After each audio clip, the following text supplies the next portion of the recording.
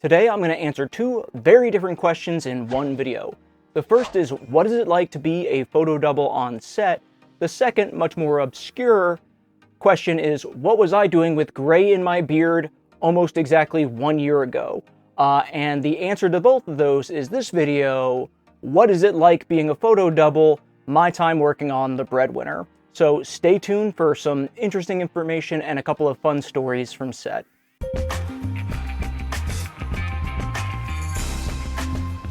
So what is a photo double and what do they do on set?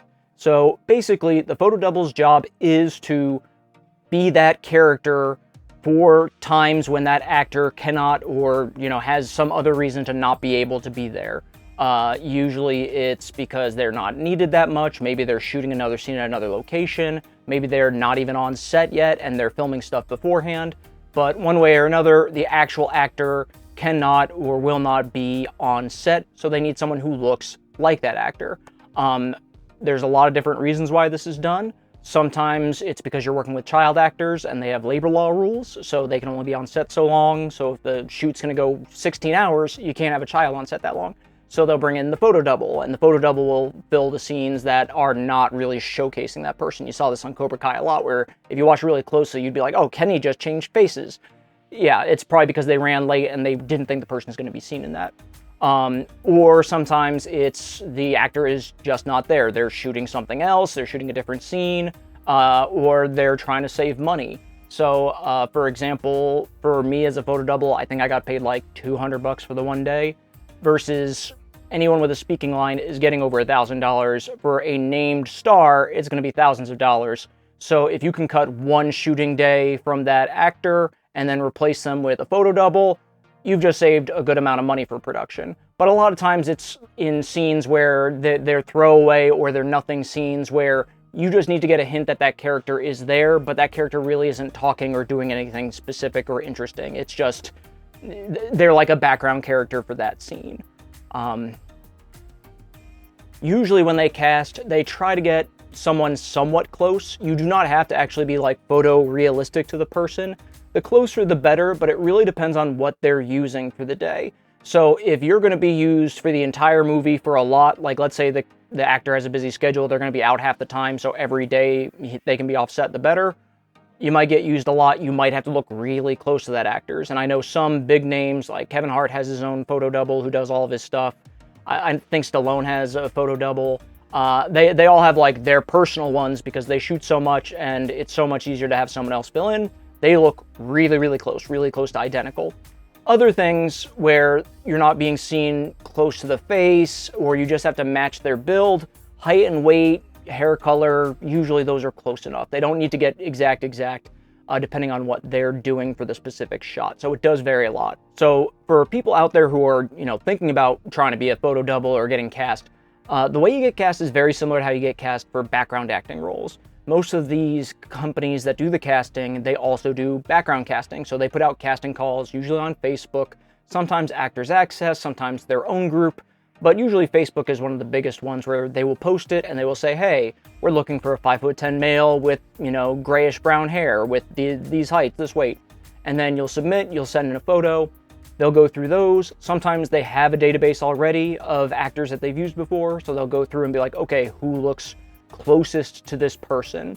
For me personally, when I got cast for The Breadwinner, I think I submitted to one thing on Facebook, and then like a week or so later, I got a text from the casting director, and the text was basically, send me a selfie now. And I'm like, okay, you don't say no to that. So I got up as quick as I could, took a selfie, sent it in, and then they sent me something back, and they're like, okay, we need you to look like this person.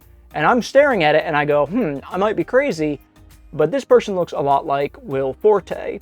And lucky for me, it was. And I look apparently close enough to Will Forte. I think it's mostly just height and weight, where I got cast and I got to do one day as a photo double for his character Keenan on The Breadwinner, which is just released today. I actually just got back from it. So basically, it's just like any of those other casting calls. They want to know your stats. They want to see a recent image of you. And then they use that to compare it. And sometimes they might have some notes on what the shot's going to be, so they, know how close they need to match. and then they use that to cast. Usually, I think this one I got cast like a week beforehand, a week or 2 weeks beforehand. They're not cast really long out, and sometimes it's a rush casting where it's maybe a couple of days, but I'd say like a couple of weeks, a week, 2 weeks is usually where most people are looking for photo doubles. The good thing for me for this one is I just coincidentally was a year ago growing out facial hair for another project because casting director asked people to start growing out their hair for a, a period piece. So we were all getting scruffy looking, and then it was perfect because Will Forte in this is very scruffy. The problem is, after doing that day, they still had about 2 months of shooting left. So afterwards, hair and makeup was like, hey, can you keep this look? Because if we need to do some more shots, or if we need you another day, we want you to still look like this. So I was like, yeah, sure, I'd absolutely love to do this again. But that meant for 2 months, I could not shave scraggly facial hair. And so that was rough because I did get cast for other things. And then the first thing they'd ask is like, can we shave this scruff or can we clean this up? And then I'd have to be like, no, I'm on hold for photo doubling. And usually hair and makeup is just like, nope, we're not touching it. They know better. And then the PAs, they're like, okay, well, we're just going to find somewhere way in the back where you're not going to get seen. So that kind of stunk, but it was still nice that I got the experience. So it was overall worth it. It just kind of stunk because for 2 months I was stuck looking like Keenan from the Breadwinner. But hey, that's what you got to do in Hollywood. So let's get down to what actually happened on the day, or what it is like working a day as a photo double. So usually you get in like normal. They'll have a location they send out to you the day before with a casting call. Like you're supposed to be called at 8 a.m., 9 a.m. at this location. Usually you show up about 15 minutes early. A PA will check you in, make sure you've done your paperwork. There's usually an I-9, usually non-disclosure agreements or other paperwork that you have to fill out. They make sure it's okay, check your ID, get you checked in, and then they send you to base camp. So there's lots of different locations, and I'm being careful in my semantics here, because if I say something slightly off, people who are in the industry are going to catch it, and I don't want to use something colloquial like, I don't want to refer to everything as set, because everything is not set. And if I tell you, oh, they'll just take me to set, and they'll be like, oh, they didn't take you to set. They took you to base camp. Base camp's not set. And it's like, yes, okay, people won't know the difference between that. So base camp is where all the actors' trailers are. It's usually where hair and makeup and costumes are, especially when you're on location, you're traveling for something. This shoot was on location. So I think we met in like either a church or a school. I don't know what it was. You park there, and I think most of the trailers were parked in the larger parking lot. So then you get transport to take you over to hair and makeup. A PA then set me up in my own little tiny trailer. And these trailers were absolutely small. They're the smallest ones you get. It's like for the lowest people on the totem pole, like day players or people who have like just one line usually get this. It's called, I keep wanting to call it a Honeywell, but I had to look it up because I'm like, Honeywell I don't think is the right name for it. They're called Honey Wagons. And they have like 4-ish of them. Usually the next step up is a 3-banger, which has 3 suites, then a 2-banger, which has 2, and then a full trailer where you get the entire trailer. But this is one where basically all you have is a sitting area, like a kind of a couch, a kind of a desk. It's like, it's a board. 2 mirrors, a mirror, 2 mirrors, and like a little tiny AC unit. That's it. It's really bare bones. You got a light, and it's really only for changing. And even though I was really excited that I got my own trailer and it had Keegan photo double on it, you don't really even use it. Basically, it was a nice place to put my bag and a nice place to get changed. But as soon as you're done with that, you're not seeing it again. You're going to be on set, and set is not at the same location. So then the PA will come when they're ready, take you to hair and makeup. Hair and makeup, I think they changed my hair a little bit, but they had to put gray in my beard, and they speckled a lot of like gray paint or like gray makeup on to make it seem like I had a lot of stubble, because I don't fill in here in those areas so much. So they were like flinging little bits to make it look like Will Forte's beard, which is very, very specific to him, especially in this role. So if you watch the movie, you'll be like, yeah, that doesn't look like most other facial hair. And so they had to make it look as close to that as possible, just in case it got seen. I forgot costumes. Costumes gave me the costume, got dressed in the costume, then go over to hair and makeup, and then they give you all your clear. Once you're through hair, makeup, costumes, they'll take some photos of you. That's for continuity. So like when they check back, if they have to do a reshoot, they can be like, this is what you were wearing on the day. This was the exact shirt. These are the pants. This is everything. So they can match it. Then you hang out and wait till they bring you to set. Set was at someone's house. It was a random house that they had rented out.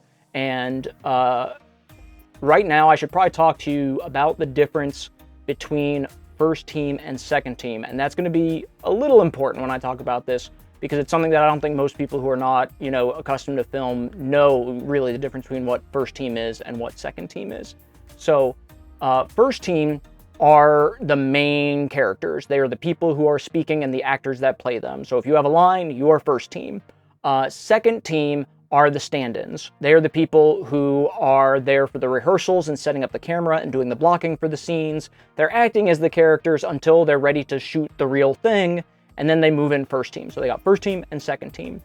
When you're a photo double, it's kind of weird because you are actually being used, so that's somewhat similar to first team, but you do not have lines. You are like a background actor in that respect. So that's sort of like second team. And not even like second team, that's like background acting, which is like if you're going to go in the hierarchy, there's a weird hierarchy on set. It's like first team, like second team, background actors way down. So a photo double is weird because it kind of doesn't have its own little like well made out thing. Sometimes I think they're kept with second team in terms of holding. So like when you're not on set is the actual place they're filming. Usually there's on set holding where they're keeping everybody who's not in a scene. So usually they separate it as one area for background actors, one area, like they usually call it the green room, for like the main cast. Sometimes they'll have even second green rooms or second holdings for specific actors. Like I can't say that name because I can't release that. Secrets I can't talk about. They'll have different areas for different people, and sometimes there's just one for cast and crew. Sometimes there's one for main actors, sometimes there's one for second team, sometimes second team and main actors. It depends on the production. But usually there's a big separation at least between background and main cast and crew. So whether you're first team, second team kind of tells you where you are in that hierarchy, also kind of like where you hang out and what you do. When I was there, it was a very, very small shoot day. I think we had, including the photo doubles, we had 8 background in total, and I think 4 were actually background, and the rest of us were photo doubles. So that's pretty tiny. Like, I think that's probably one of the smallest in terms of background and additional cast that I've been in or seen, other than independent stuff, but that doesn't count. So it's absolutely tiny. And when they brought me there, they drove me with 2 people from the main cast. And so that was really exciting. Oh, so before I even got on set, I was really excited to be photo doubling for Will Forte. I'm not usually a fanboy. I usually don't get excited for a lot of actors, but Will Forte I have kind of followed since Clone High. I actually didn't even realize he was the voice of Abe Lincoln for a very long time.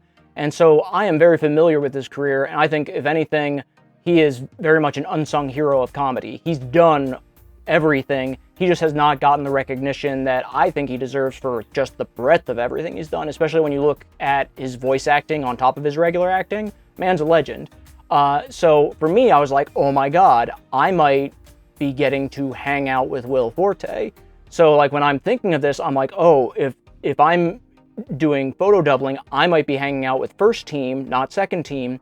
And if first team includes Will Forte, I might be hanging out with Will Forte as like twinsies, like, oh my God. So I was getting a little excited. Usually I don't get really like, oh my God, I got to meet such and such. Like I've worked with Stallone, I've worked with Liam Neeson, I've worked with Samuel L. Jackson. I don't get that excited around most people, but he felt like, someone to me that was a little bit more significant. So I did get like a little excited for it. But the funny thing is, as soon as I stepped foot out of my car going to check in, I thought to myself, wait a second, you're photo doubling for Will Forte? That means 90% chance he's not even on set. Because usually when you're doing it, it's so they don't have to be there. I mean, if they're there, they could just be there. So why do you need a photo double? And I realized that, I'm like, oh gosh, this breaks my heart, because the odds of me actually even seeing Will Forte are really, really slim to none. And of course, I was right. It's because he's not there and I'm replacing him, which was fine. But it was just like, I should have realized this a lot earlier ago. They do sometimes have the main cast member and the photo double, especially like on a big complicated shoot where there's lots and lots of scenes and there's constantly shooting. So like they'll just switch them out and the photo double will be in one scene while the main person is resting. And then when they have lines, they'll bring them back out. So I was like, okay, it's not 100%, but it was still like, this is a smaller movie with a smaller budget. It's not a giant action thing. So as soon as I like thought about it, I'm like, oh, Will Forte is the least likely person I'm going to meet in terms of cast members. But I was lucky that I got to meet a couple of cast members and talk to them and hang out with them, which was really a lot of fun.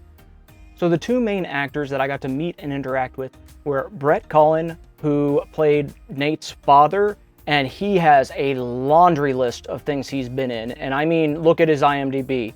It is extensive. He's been in almost everything. And the other person that I got to meet and talk with was Martin Herlihy. And he is best known for being a writer and on Saturday Night Live. It was really interesting to get to be with them because when they brought me to set, my holding was the green room, which for me is like awesome. I get to pretend like I'm a celebrity and talk with other people who are known. So we got to be there. And the funny thing is, their personalities were very different.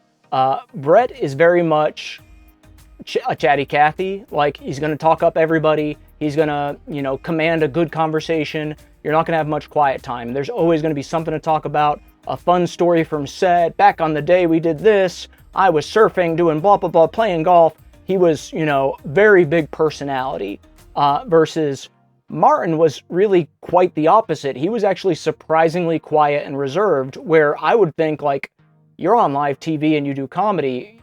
Most, well, I want to say a lot of A-listers are very bubbly personalities, where they just come up, hi, blah, blah, blah, blah, blah, blah. He was reserved, quiet, didn't say much, very polite. Friendly, but he just kept to himself. So it was really funny seeing someone who is kind of brought up through the one side where it's see me, see me, see me, versus the other side where it's like writing and thinking, and yes, I guess I'll be on camera. It's very different personalities, but they're both wonderful to work with.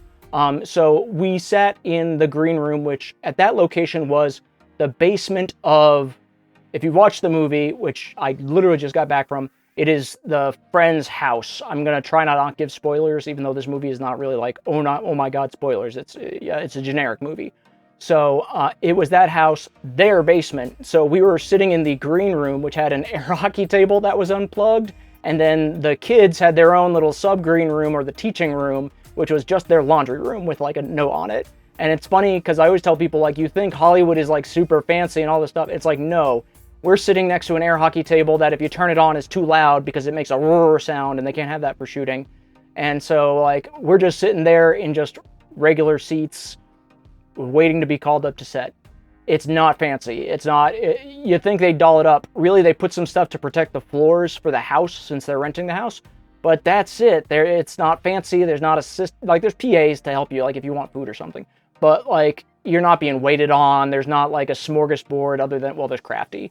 So it's not what most people would think it is what I would say. Most people would think it's like lavish. It's not lavish. It's usually very bare bones. If you do need something, yeah, they can get it, but it's not, you're not being treated like royalty. But it was nice because with that hierarchy, there's always this rule of you are not supposed to talk to first team, or you're not supposed to talk to cast and crew, especially if you have like a named director or someone who's a big name. The reason is because most of those people get bothered all the time. And I hate saying this, background actors can't be trusted, especially on big shoots when you got 500 people. And the hierarchy is very much based on trust.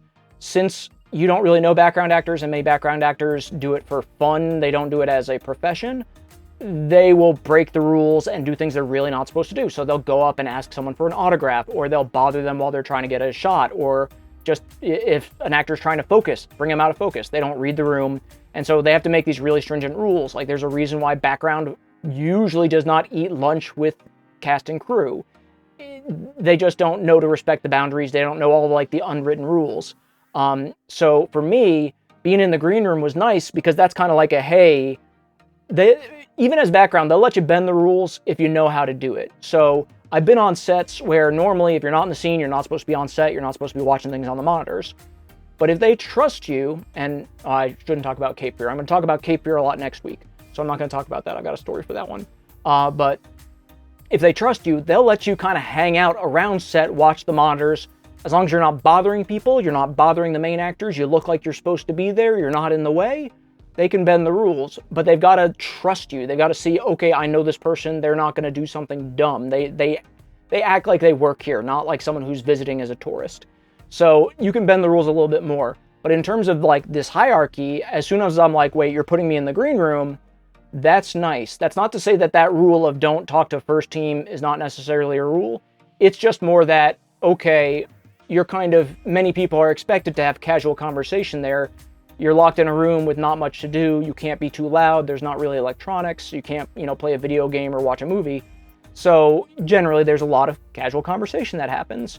So you do kind of still respect them, and you don't fanboy. You don't go like, oh my God, I loved you in this and this and this. You talk like a regular person. And that was nice for me because I'm like, good, this is going to be a little bit more relaxed where we can talk, and it's not going to be like I'm breaching the rules. It's kind of like, not necessarily a go ahead, but it's enough where production as a photo double or even like above second team, they trust you enough where they know you're not going to do something dumb. You're not going to bother someone or annoy someone or get kicked off set because you snuck into someone's private dressing room. Like, it's just, you've got a better level of trust. So that was the nice thing about being put in the green room. And so you all are probably thinking, okay, did I get to meet Nate and talk to Nate? And I'll get to that in a second, but let me talk to you about the scene we did. So they eventually did bring us all up there. For me, all I had to do was stand in a corner, back to the corner, and just stand there. That was it, because basically this was the scene where Nate is explaining his plan to switch houses at the end. I don't want to ruin too much, but Nate has a plan. He's got a plan that he's revealing at the end, and everybody's listening. And so the kids are there, the friends and family are there.